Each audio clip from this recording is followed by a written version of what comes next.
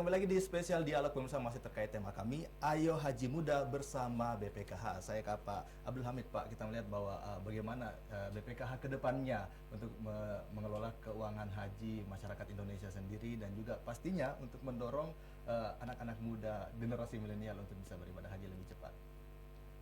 Ya, yang pasti bahwa dari tahun ke tahun, ya kalau kita lihat trennya ya, jumlah calon jemaah itu terus meningkat ya. Tahun kemarin dianggap bahwa ekonomi krisis di dunia ini termasuk Indonesia, tapi bahkan meningkat ya, dari 650 naik 700. Itu terus akan naik ya dengan perbaikan ekonomi dan kesadaran umat Islam ya, bahwa suatu kewajiban untuk merencanakan lebih dini, lebih awal, perangkatnya mengingat ke depan lingkungan tentu berubah, sehingga kesehatan dibutuhkan ya, istitaah kesehatan dibutuhkan. Kalau sekarang dengan 60-65 masih mungkin oke. Tapi dengan lingkungan yang berubah, semakin panas dan seterusnya ya, sekarang saja udah 40. Kalau terus lingkungan berubah bisa aja 45 dan seterusnya, sehingga dari awal itu disadari bahwa memang ini harus direncanakan secara baik. Maka tentu jumlah pendaftar calon jemaah haji terus menerus akan lebih meningkat. Nah, otomatis bebannya ke BPKH. Tentu pertanyaannya masyarakat, akan berubah untuk menabung mendaftar calon jemaah haji lebih cepat. Tapi pertanyaannya, apakah kemudian itu aman? Uangnya aman dan seterusnya. Itu yang pertama, dijamin karena ini lembaga negara. Ya, makanya waktu mendaftar kan ada perjanjiannya ya. Ada akadnya yang kita sebut dengan yang dipakai akad wakalah ya, mewakilkan kepada negara bahwa uangnya ini bisa dikelola. Tapi kelola dengan cara yang benar, cara syariah. Ya, lembaganya lembaga syariah, ya, produknya juga produk syariah, dan ini dijamin keamanannya karena ada beberapa amanah di undang-undang, prinsip-prinsip yang harus kita kelola. Kemudian beberapa instrumen yang ada di dalam BPKH sendiri begitu ketatnya, sehingga harus kita, nah ini begitu ketatnya. Ada dua layer di sana, ada pelaksana, ada dewan pengawas. Dewan pengawas itu juga memberi persetujuan. Jadi ini sudah menghitung secara baik, dihitung lagi di sini. Itu satu pembuktian bahwa uang jamaah ini dikelola secara sangat hati-hati. Di dalamnya juga sistemnya kita harapkan bahwa ya tentu sangat aman dengan penerapan good corporate governance ya, GCG yang baik ya. Kami punya internal audit dan kami diperiksa oleh BPK ya, tiap tahun diperiksa, dan kami juga kerjasama tentu dengan aparat hukum baik kejaksaan maupun KPK untuk selalu menjaga BPKH, karena ini uang masyarakat, uang umat. Saya selalu mengatakan beda orang menabung di BPKH dengan tabungan biasa. Kalau tabungan biasa orang punya uang 1 juta, dibelanja 700, ada sisanya 300, berarti uang yang ditabung itu kan kelebihan uang, ya, namanya saving ya. Tapi kalau haji enggak, itu uangnya itu 1 juta, itu yang dia pakai untuk membeli haji, menabung haji dan seterusnya. Ya, dari uang 10.000 tiap hari dikumpul ya, baik sektor informal, pedagang kaki lima, nabung gitu kan. Ini bukan kelebihan uang, itu kewajiban uangnya sendiri dia pakai untuk melaksanakan. Oleh sebab itu kami sadar semua bahwa ini tidak boleh salah. Oleh sebab itu undang-undang mengamanahkan, sehingga ini sangat dijaga keamanannya. Dan tugasnya adalah untuk memberikan kecukupan terhadap pelaksanaan haji untuk dari istitaahnya, syaratnya.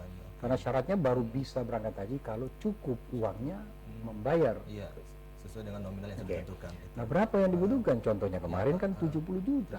Ya, Kementerian Agama menghitungnya semua biayanya yang bagus-bagus ini, pelaksanaannya yang bagus itu 70 juta. Sementara yang jemaah bayar kan 35. Nah, inilah 35 juta ini yang kemudian berasal dari hasil uang mereka, yang 120 juta menjadi 127 triliun gitu kan. Berikutnya naik lagi bertambah terus gitu kan. Tentu dengan uang yang bertambah, jadi bahwa sebagian yang dipakai misalnya 7 triliun, sebagian dipakai untuk mencukupi yang berangkat 210.000, tapi kan haknya yang belum berangkat ada juga dong, dia menabung kan, maka itu namanya virtual account, diberikan juga haknya.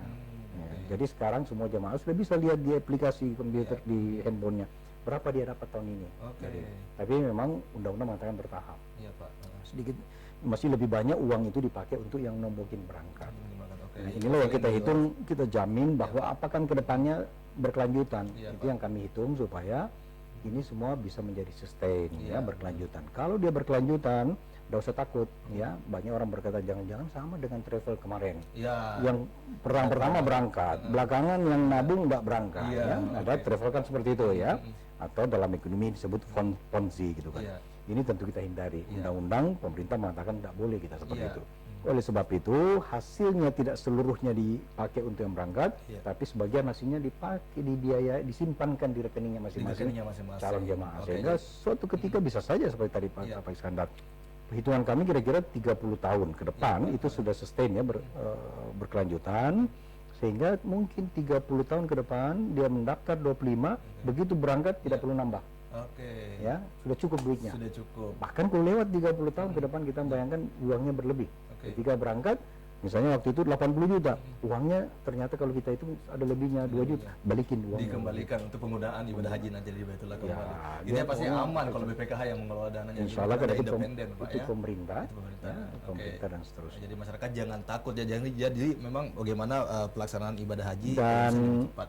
yang penting juga bahwa uangnya dipakai secara benar, dikelola secara benar ya. Pastinya. Pokoknya itu tidak mungkin dipakai ya. Yang dipakai untuk nombokin berangkat haji itu adalah hasilnya, nilai manfaatnya dan syariah. Iya. Jadi bukan riba dan seterusnya.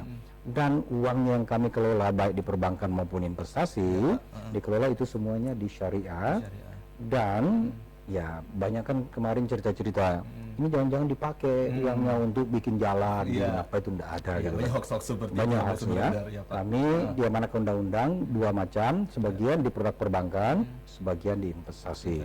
Investasi surat berharga emas dan sebagainya yang syariah tentunya, semua oke. syariah. Jadi Ya. hoax itu tidak ada, insya Allah aman. Dan sekarang juga laporannya kita publish, dimuat di koran, di Iya, apa Pak. segala macam sama dengan yang lain. Oke, jadi masyarakat jangan takut ya, pastinya masyarakat ini uang ibadah hajinya ini akan aman dikelola oleh BPKH nantinya. Saya ke Pak Ahmad Iskandar Zulkarnain, Pak, selaku anggota Badan Pelaksana BPKH yang kali ini lebih menggaungkan ayo haji muda bersama BPKH ini, harapannya seperti apa untuk mendorong anak muda dan nantinya mungkin masyarakat juga bisa mengetahui program-program apa saja untuk bisa mendorong anak muda lebih cepat berhaji. Ya, jadi kan antrian kan panjang nih. Iya, Pak. Jangan-jangan nanti 20 tahun lagi saya nggak berangkat nih. Nah, jangan khawatir. BPKH menyediakan 2 kali biaya. Wow. 2 kali artinya menyediakan Dana likuiditas 2 kali. Wih. Misalkan setahun itu kan 14 triliun. Kita harus menyediakan 2 kali itu.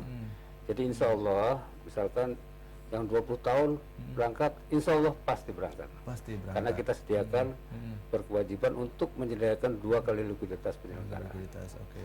Nah, untuk milenial ini kan tadi apa bahasanya apa tuh Pak? Gaum rebahan. Gaum rebahan. Iya, Pak.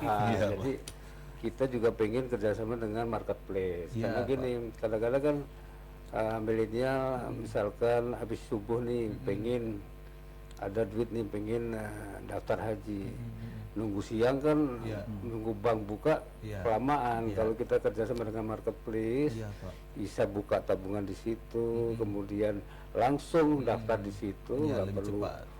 nggak perlu ke bank lagi. Iya, Milenial kan rebahan aja, nggak mau ngantri nih, gitu kan, nggak mau Iya. ngantri. Iya. Jangan sampai juga nanti perbankan hanya membuka saja, tapi harus ke bank lagi, enggak Pak, harus one stop Pak ya, harus one stop.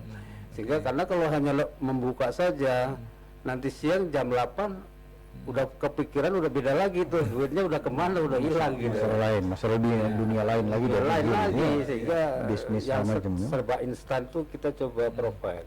Oke. Jadi kita juga mengajak kepada perbankan untuk kerjasama dengan marketplace, sehingga one stop, Iya. buka rekening sampai tinggal misalkan salah satu marketplace kerjasama dengan Bank Sulselbar gitu ya, masuk di situ, masuk mau nabung haji, tinggal milih di situ kan Bank Sulselbar dan sebagainya. Dan bank lain tentunya Dan ya. bank lain tentunya Banyak gitu bank kan. itu Hanya yang pada saat dalam masuk harinya. marketplace kan ada banyak pilihan, Sulselbar, bank lain juga. Iya, Pak. Syukur-syukur Allah membuka hatinya, wah yang dibuka Bank Sulselbar kan gitu kan. Nah, siapa tahu kan lo alam. Ada rezeki juga untuk Rezeki nambah nanti juga. biaya Nah, setelah ibadah buka hajinya. Bank Sulselbar masuk, langsung buka RT3, oke. rekening tabungan jamaah haji atau iya, langsung Pak. setoran lunas. Oke.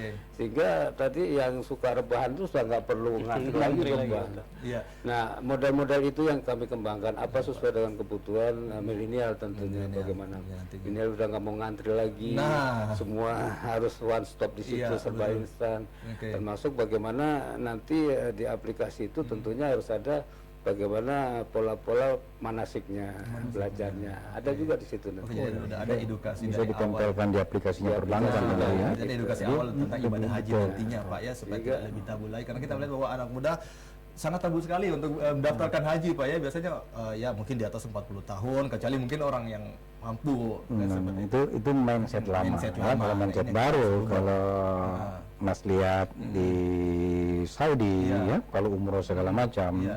itu anak-anak Anak 20 tahun ya, kerjanya bolak-balik ke Iya. umroh gitu kan. Wih, luar Jadi biasa. berubah sekarang ya. Iya, Termasuk ini bukit ya, kayak sekarang kalau manasik itu kan bawa buku nih. Iya Pak.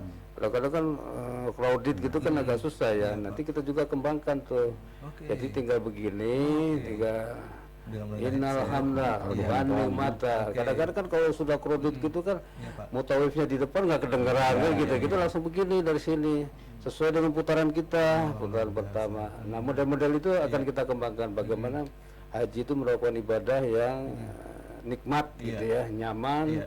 Dan juga tentunya sesuai dengan ya, Seiring dengan mungkin mendorongnya anak muda, semoga juga dengan seiring itu kuota ibadah haji Indonesia akan bertambah nanti mungkin. Insya Allah, Pak. insya Allah, Seperti insya itu ya. Allah. Dan pastinya masyarakat juga jangan khawatir juga ketika Ya. anak muda bisa mendaftar, kenapa enggak ya Pak ya. Langsung saya ke Pak Iswadi Ayub selaku pimpinan unit usaha syariah PT Bank Sulselbar. Pak, mungkin lebih konkret nih harapannya untuk bagaimana anak muda nantinya bisa mendaftarkan ke akun Sulselbar mungkin untuk bagaimana mendaftarkan haji muda Pak. Betul. Heeh. Ya, jadi ini kan kita membudayakan suatu pola yang baru ke Iya, Pak. masyarakat. Ya, memang butuh waktu dan transisi, masa transisi. Tapi yakin dan percayalah Iya, Pak. dengan kapasitas yang Bank Sulselbar khususnya miliki Nah. sebagai bank daerah, Mm-mm. yang sebagian besar yang sahamnya juga dimiliki oleh pemerintah, yang tentunya salah satu misi pemerintah itu adalah memberikan pelayanan yang terbaik kepada masyarakat Sulawesi Selatan. Iya. Ya, didukung juga dengan jaringan outlet kami yang tersebar di Iya, hampir Pak. semua kabupaten kota. Mm-mm. Dan brand awareness Bank Sulsel masyarakat gitu ya terhadap Bank Sulselbar. Nah, kapasitas dan potensi itu yang akan kami gunakan semaksimal mungkin untuk mendukung literasi dan inklusi khususnya di sektor haji ini, khususnya lagi untuk gerakan Gerakan anak haji muda. Heeh. Ya. Jadi Ya. kalau bicara tentang gaya hidup atau hype-nya, kita akan kembangkan teknologi gitu kan. Nah, tetapi juga untuk menciptakan secure, rasa aman buat masyarakat, kami akan tetap berada di tengah-tengah masyarakat. Nah, pastinya, Iya. pastinya akan bagaimana Sulselbar ini terus mensosialisasikan Pak ya pendaftaran untuk bagaimana bisa haji muda lebih awal seperti itu Pak. Oke, terima kasih. Ketiga narasumber saya pada malam hari ini Pak Abdul Hamid Fadus selaku anggota Dewan Pengawas BPKH, ada Bapak Ahmad Iskandar Zulkarnain selaku anggota Badan Pelaksana BPKH, dan Pak Iswadi Ayub selaku pimpinan Unit Usaha Syariah PT Bank Sulselbar. Dan terima kasih pada Terima hadir kasih. bersama Terima kasih. kami malam hari ini dengan tema kami Ayo Haji Muda bersama BPKH. Jadi masyarakat nggak usah khawatir untuk bisa menabung di BPKH sendiri juga telah memberikan keamanan ibadah haji, keuangan ibadah hajinya nantinya. Dan bagaimana sesuai dengan tema kami Ayo Haji Muda bersama BPKH. Dan akhir kata saya Yardi Usani pamit undur diri. Selamat malam dan sampai jumpa.